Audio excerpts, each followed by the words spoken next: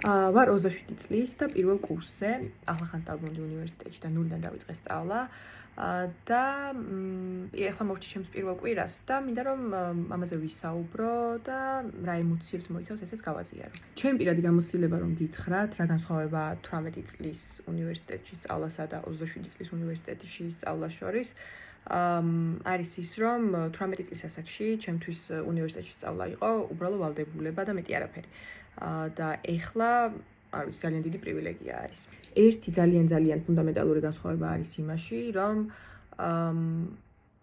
საოცრად მარტივი არის ახლა ჩემთვის ნებისმიერი მასალის სწავლა, ვიდრე იყო ადრე, იმიტომ რომ ამის მთავარი მიზეზი ის არის, რომ ახლა მაქვს გულწრფელი ინტერესი იმის მიმართ, თუ რას ვსწავლობ, რაც ადრე საერთოდ არ მქონდა. ჩემთვის გასართობადაც კი წავიკითხავდი, სულ რომ ვალდებულება არ იყოს ამისი. ცხადია, როდესაც ლექციებს ვესწრებოდი, ის ფიქრებით მომდიოდა თავში, რომ რა კარგი იქნებოდა 18 წლის რომ ვიყავი, მაშინაც ესეთი мотивაციით, ესეთი ინტერესით ყოფილიყავი აღჭურვილი და ესეთი სიამოვნება მიმიღო ამ პროცესისგან. რაც ერთის მხრივ სევდიანია, მაგრამ მეორეს მხრივ იმასაც ხვდები, რომ ჩემი 18 წლის თავი ამ mind state-ში ვერანაირად ვერ იქნებოდა სხვადასხვა განემოებებიდან გამომდინარე. ეს mind state-ი, რომელიც ახლა მაქვს, ზუსტად იმ წლების ნაყოფი არის, რომლებიც გამოვიარე და მათ გარეშე უბრალოდ ფიზიკურად აქ ვერ ვიქნებოდი. ამიტომ სინანულს ნამდვილად არ ვეძლევი, პირიქით ძალიან მიხარია, სადაც ვარ და როგორც ვარ.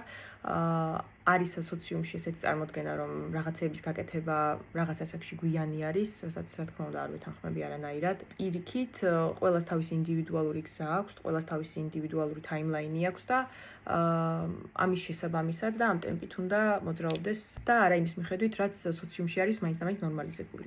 ვიცი, რომ ძალიან ბევრი ადამიანი ჩემს ასაკში აწყდება მსგავს პრობლემას და მსგავსი დილემის წინაშე დგება, მაგრამ მინდა რომ გითხრათ, რომ არაფერი არ არის გვიანი.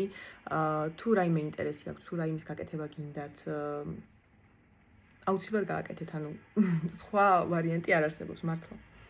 თუ გაინტერესებს ეს საკითხი, გამომიწერე და სამომავლოდაც აუცილებლად გავაზიარებ ამ პროცესის დადებით და უარყოფით მხარეებს, ჩელენჯებს, სირთულეებს, საინტერესო ასპექტებს.